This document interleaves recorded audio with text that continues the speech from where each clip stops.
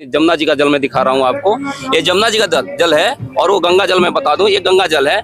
NDMC जो है गंगा जल अपने विधायकों को पिलाता है, अपने अधिकारियों को पिलाता है, लेकिन अपने कर्मचारियों को जो है एनडीएमसी भाया एमसीडी जो है वो यमुना का जल पिलाता है। मतलब अपने मलबे को, अपने क्या कह सकते अपशिष्ट पदार्थों को यमुना नदी में बहाकर यहाँ के 3 करोड़ जनता को मारने का काम दिल्ली सरकार और यहाँ की एजेंसियां कर रही हैं। नमस्कार दोस्तों, मैं आशुतोष और आप देख रहे हैं पॉलिटिक्स तक। अब राजनीति आ गई है, जहां विधानसभा चुनाव होना है, लोकसभा चुनाव होना है, जहां राजनीति की बातें होंगी, लेकिन वही दूसरी तरफ राजनीति से भी ज्यादा जरूरी चीज है प्रकृति। जी हाँ दोस्तों, हर बार प्रकृति को लेकर के राजनीति भी हुई है। जैसे केजरीवाल ने यमुना साफ करने के लिए गठित किया, जैसे भाजपा ने नमामि गंगे का योजना लेके आई गंगा को साफ करने के लिए। लेकिन इससे हो क्या रहा है? क्या गंगा साफ हो रही है? क्या यमुना साफ हो रही है? क्या हम रोजमर्रा की जिंदगी में क्या हम देख रहे हैं कि हम प्रकृति को आखिर दे क्या रहे हैं? क्योंकि ले तो हम रहे हैं, हमें ऑक्सीजन की जरूरत है, हम प्रकृति से ले रहे हैं, हमें किसी भी चीज की जरूरत है, हम प्रकृति से ले रहे हैं। तो आइए जानते हैं कि आखिर प्रकृति को बचाना क्यों जरूरी है और आखिर इनके मुद्दे क्या है। बाबा, क्या नाम है आपका? मैं हरिदास बाबा पीठादेश्वर प्रीतम धाम से, शमशानवासी, गीता कॉलोनी से। अच्छा, क्या मांग है आपकी प्रकृति को लेकर के आप यहाँ बैठे हैं? मेरी कोई मांग नहीं है, मैं सबको जन जागरण कर रहा हूँ। सरकार की बात सरकार से और जन जागरण की बात जन जागरण से। आपको लगता है इतनी भागा दौड़ी में जनता को किसी की नहीं पड़ी, उस परिवार की अपनी नहीं पड़ी, वो प्रकृति के बारे में सोचेगी? जरूर सोचेगा सर, उसके लिए सोचने के लिए मजबूर होना पड़ेगा। जैसे छोटे बच्चे को शिक्षा की जरूरत होती है ना, हमें पानी पीने की जरूरत होती है ना, तो सांस लेने के लिए प्रकृति पेड़ पौधों की जरूरत होगी कि नहीं होगी? अभी कोरोना का वायरस जो हुआ आया था, उसमें देखा ना ऑक्सीजन की कितनी आवश्यकता हुई। एक आदमी ने 50-50, 60-60 हजार एक सिलेंडर के दिए, लेकिन कहाँ से आई? वो पेड़ पौधों से तो इकट्ठी की गई। पेड़ पौधे नहीं हुए तो आप और हम कहाँ रह पाए? मेरा मानना यह है कि हमारे देश के अंदर किसी चीज की कमी नहीं है। सनातन धर्म हमारा ही देश है, यहीं से सारी उपज पैदा होती है। ये धरातल इतना तगड़ा है कि सनातन धर्म को पैदा करने वाले हमारा भारत ही है। लेकिन आजकल जनता कहाँ कुछ देख रही है, बाइक उठाती है, मस्त चल जाती है, उसको प्रकृति से कोई मतलब ही नहीं है। नहीं है तो अब आगे जो 2030 है उसमें पता लग जाएगी सभी को क्या हालत होने वाली। क्योंकि कोरोना में वो ऑक्सीजन के लिए भागे, लेकिन कोरोना में जिन लोगों को परिवार को दिक्कत हुई, आपको लगता है किसी ने यहाँ पे पेड़ वेड़ लगाया भी होगा? नहीं लगाए, लगाने वालों ने लगाए और हमारे उधर लगाते भी हैं, लेकिन राजनीतिक पक्ष के मैं बातें नहीं करूंगा कि वो ये कर रहे हैं वो कर रहे हैं। मैं एक बात आपसे कहना चाहता हूँ, इस भारत के अंदर 1000 महामंडलेश्वर हैं। इस भारत के अंदर हजारों मंडलेश्वर हैं। इसी भारत के अंदर जो है कथावाचक बहुत सारे हैं। मेरी एक ही प्रार्थना है, मंदिर बहुत हैं, अगर ये सभी मिलकर भी एक पेड़ लगाना चालू कर देना तो ऑक्सीजन की मात्रा बहुत शुद्ध हो जाएगी, भारत माता जाग जाएगी। अभी पानी देखो, मैं आपको दिखाता हूँ, ये सब नेता लोग पीते हैं, ये गंगा जो भी कह रहे हैं आप उसके बारे, और ये मैं जमुना जी का पानी लेकर आया हूँ आपके सामने, हम ये पी रहे हैं इस समय पर। और जमुना जी ने जब विकराल रूप रखा था, इतना सुंदर पानी था, ऐसा था पानी, और आज उसका पानी फिर यही हालत में हो गई। और ये पेड़ पौधे ऐसी स्थिति में हैं, अगर हम नहीं कर पाए ना, मैं आपको एक छोटी सी बात बताता हूँ, एक पेड़ पौधा जो है एक मनुष्य को 118 लीटर ऑक्सीजन देता है। एक मनुष्य को पूरे 24 घंटे के अंदर 550 लीटर की ऑक्सीजन की आवश्यकता पड़ती है। 5 पेड़ मिलकर जो है ना ऑक्सीजन तैयार करते हैं एक मनुष्य के लिए। क्या हमारा इतना कर्तव्य नहीं बनता कि हम अपने जीवन में 25 पौधे लगा सके? हम पूरा जीवन काल जब हम करते हैं तो 25 पौधों की जरूरत पड़ती है, पेड़ों की जरूरत पड़ती है। 25वां भी पेड़ हम अब लेके जाते हैं साथ में, जब हमारी अंतिम गोष्ठी होती है, जब हम अंतिम चिता पे जा रहे होते हैं, एक पेड़ की चिता ले जाते हैं। तो कम से कम हमारा इतना तो फर्ज बनता है ना कि हम 25 पेड़ कम से कम लगाएं। लेकिन बाबा, पेड़ लगाने वाला एक है, 99 लोग काटने में ही लगे रहते हैं। तो ये तो सरकार की कमी होगी ना। वैसे कोई काट के दिखाए हमारे सामने एक पेड़ नहीं काट, एक डंडी नहीं तोड़ सकता किसी की। क्योंकि पोल्यूशन का सामना तो दिल्ली अभी कर रहा है। अभी आने वाला महीनों में फिर पराली जलना शुरू हो चुका है, तो वापस पोल्यूशन हो जाएगा पूरे दिल्ली में। अब वही है ना, सरकारें अपना काम कर रही हैं, हम तो जन जागरण कर रहे हैं। क्या पता कोई अपने घरों से निकल के पार्कों में और भी कोई पौधा लगा दे, क्या पता उससे और ऑक्सीजन अच्छी हो जाए। बस यही है मेरी तो यही सभी से प्रार्थना है कि सब अपने अपने घर से निकले, 2 से लेके 3 करोड़ के बीच में यमुना दिल्ली की जनसंख्या है। अगर एक एक पेड़ पौधा भी लगना चालू हो जाए तो ऑक्सीजन बहुत सुंदर हो जाएगी, पेड़ पौधों का धरातल बन जाएगा। और सभी एक दूसरे के माध्यम से बने हुए हैं, जल से, जीव से, पेड़ से, पौधे से, जब मनुष्य आता है। तो मेरा मानना यही है कि सभी से प्रार्थना है कि इसको करने की कोशिश करें, और करेंगे तो अवश्य कुछ ना कुछ होगा।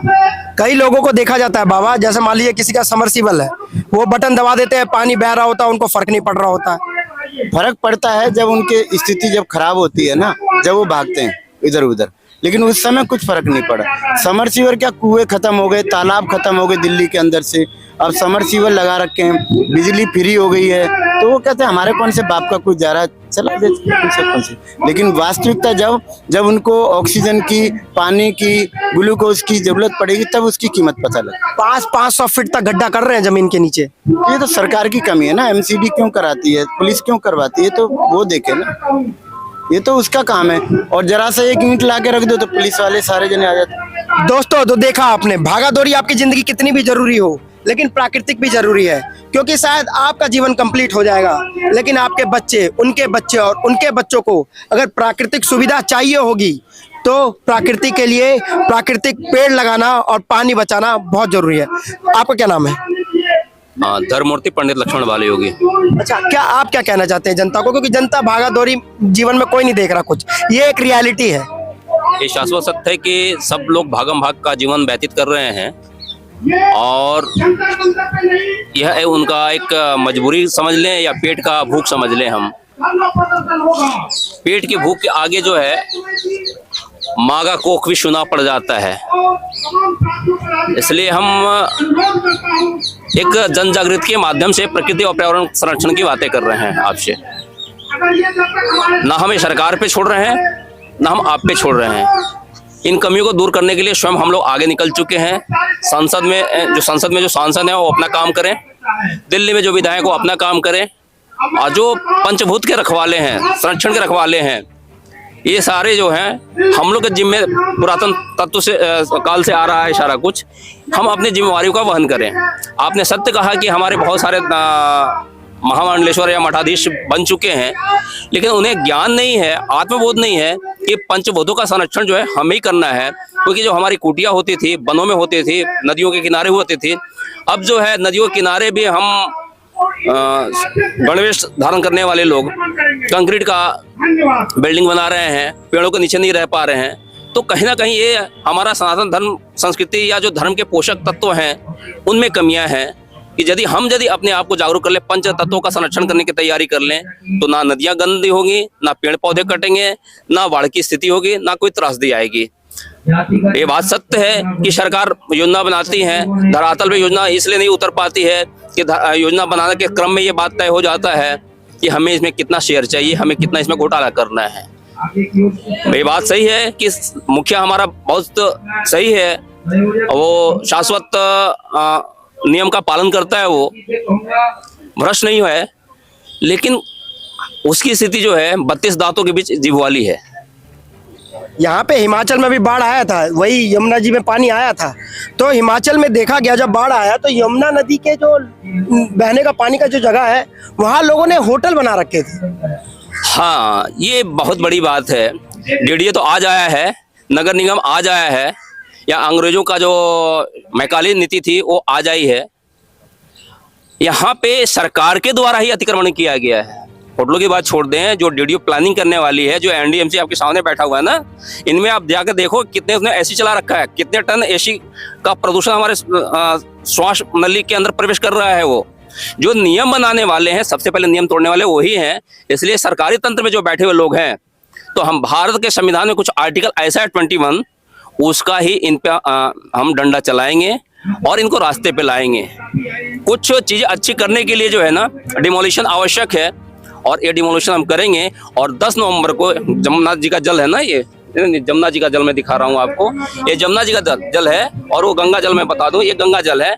एनडीएमसी जो है गंगा जल अपने विधायकों को पिलाता है, अपने अधिकारियों को पिलाता है, लेकिन हमारे कर्मचारियों को जो है एनडीएमसी भाया एमसीडी जो है वो यमुना का जल पिलाता है। मतलब अपने मलबे को, अपने क्या कह सकते अपशिष्ट पदार्थों को यमुना नदी में बहाकर यहाँ के 3 करोड़ जनता को मारने का काम दिल्ली सरकार और यहाँ की एजेंसियां कर रही हैं। अच्छा, आप जनता से क्या मांग रखना चाहेंगे? जो भागा दौड़ी में लगे हुए हैं, भैया सुबह नौकरी जाओ, रात में आओ, गाड़ी वाले लाल बत्ती पे भी अगर 2 मिनट का है तो एसी चलाने के चक्कर में गाड़ी ऑन ही रखता है, पॉल्यूशन तो उनसे भी होता है, तो उसके लिए आप क्या कहेंगे कि अपने जीवन से वो टाइम निकाले थोड़ा इसके लिए? हमारा एक ही उनसे निवेदन है कि हमने तो अपने जीवन पार कर ली, भागम भाग के जिंदगी है ना। हमारे बाप दादाओं ने तो बगीचा भी बनाया था, फुलवारी बनाई थी। एक ही रिक्वेस्ट है कि जब आप घर में आओ या कभी ड्यूटी पे जाओ तो जब धूप की जो तपिश आपके शरीर में पड़ती है तो उस तपिश का सहन करते हुए, उसका आकलन करते हुए कम से कम आप महीने में 2 पौधे जो है सरकार की भूमि पे लगाओ या घर के आसपास में लगाओ। लोगों को सबको छांव चाहिए लेकिन पेड़ कोई लगाना नहीं चाह रहा है। सरदार भगत सिंह सबको चाहिए लेकिन अपने घर में सरदार भगत सिंह नहीं चाहिए। हम सरदार भगत सिंह बनने के लिए तैयार बैठे हैं। तो दोस्तों, यहाँ पर आपने सुना, ये सच्चाई है। भागम आपकी कितनी भी जरूरी जिंदगी क्यों ना हो, लेकिन जिंदगी एक बार खत्म तो हो ही जाएगी ना। आपके बाल बच्चे भी तो यहीं पे रहेंगे, उनको मास्क लेकर के घूमना पड़ जाएगा अगर पेड़ ही नहीं होंगे तो। दिल्ली में एक बार इंडस्ट्री को भगाया गया था और यहाँ से जनता भागने लग गई थी सिर्फ पॉल्यूशन के कारण, क्योंकि दिल्ली में सांस लेना हो गया था मुश्किल। तब जाकर के दिल्ली से इंडस्ट्री को भगा करके नोएडा और गुड़गांव में बिठा दिया गया। लेकिन अभी भी यमुना जी में, जैसे आपने बताया यमुना जी का जल, कितने इंडस्ट्री का पानी अभी भी यमुना जी में ही जा रहा है। आप दिल्ली में रहते हैं, कुछ नहीं, वजीराबाद जो चौहान घाट की तरफ जाएंगे पता नहीं चला कि यमुना का जल है। ये स्वच्छ और निर्मल कलकल है। हम यमुना जी के 1350 किलोमीटर पे 14 किलोमीटर पे हम कार्यक्रम कर रहे हैं। हमारा विगत 14 वर्षों से कार्यक्रम चला है यमुना जी पे। और जब हम वजीराबाद पुल से अंदर की तरफ आते हैं तो पता चलता है कि हम नाले में हमारी यमुना तब्दील हो गई है। यहाँ पे शाम को किसी को समय बिताना हो अपने परिवार के साथ तो आप तो या तो हरिद्वार जाना पड़ेगा या गढ़मुक्तेश्वर धाम जाना पड़ेगा। हमारा एक ही रिक्वेस्ट है कि आप अपने परिवार के साथ खुशहाल होना चाहते हैं तो शाम का समय यदि दिल्ली में अच्छा बिताना चाहते हैं तो यमुना के आप पानी को स्वच्छ करें, अपने घर का नाली जो है दूसरे के घर में न गिराएं। मैं बाबा एक बात और कहना चाहूंगा कि गंगोत्री भी चले जाएं, यमुनोत्री भी चले जाएं, जहां से ग्लेशियर निकलती ही है वहां पे भी अब प्लास्टिक पाए जाते हैं, कूड़े कबाड़े पाए जाते हैं, पोल्यूशन तो वहां पे भी हो रहा है और वो भी अब तेजी से पिघल रहा है। इसका एक ही कारण है, मानव जो है ना विकृत सोच के साथ आगे बढ़ रहा है, सुविधा भोगी हो गया। सुविधा भोगी होना कोई बुरी बात नहीं है, लेकिन अपने संस्कार और संस्कृति और प्रकृति का संरक्षण बनाए रखना आवश्यक है। सरकार को इस पे कोई दंडनीय कार्रवाई नहीं करना चाहिए भारी करके? हाँ, सरकार जो कानून बनाती है ना उसके समाधान के लिए नहीं बनाती है, उसमें नियंत्रण पाने के लिए। और उनके जो एजेंसी के जो अधिकारी कर्मचारी हैं डिमोलिशन करने के लिए करते हैं कि यदि आप लाल बत्ती क्रॉस किए तो आपको जो है तुरंत जो है चालान कटेगा। लेकिन आप एक गुलाब का फूल देकर उनको नहीं बता सकते हो कि बेटा आइंदा या सर आप ऐसा जो है अगली बार मत पार करना। डंडा चलाना, अतिक्रमण करना और रेवेन्यू बढ़ाना ही सरकार का एक उद्देश्य रह गया है। किसी समस्या का समाधान करना सरकार का सोच नहीं है। दोस्तों, मैं आपको लास्ट में यही कहना चाहूंगा कि प्राकृतिक जरूरी है। आपकी जिंदगी भागे दौड़े में होगी, बहुत जरूरी है, लेकिन प्रकृति भी जरूरी है। नहीं तो प्रकृति ही नहीं रहेगा तो आपकी शायद जिंदगी भी नहीं रहेगी। मैं आशुतोष और आप देख रहे थे पॉलिटिक्स तक। जय हिंद, जय भारत।